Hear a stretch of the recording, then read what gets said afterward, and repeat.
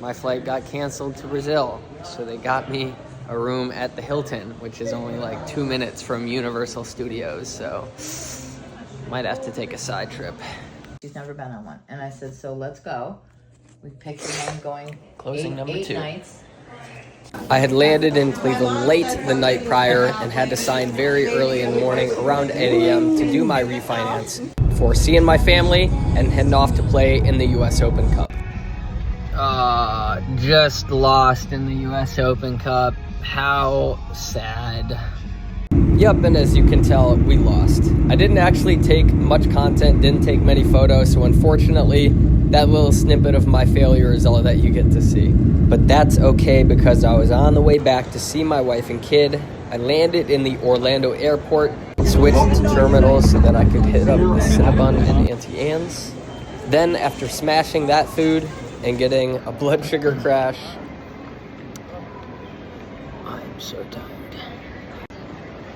Missions 1 and 2, the purchase of the triplex and the refinance, successful.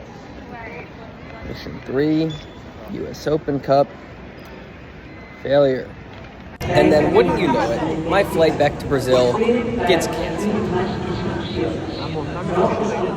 I was so tired at this point, I didn't put up much of a fight because there were no other good flight options back to Belo Horizonte.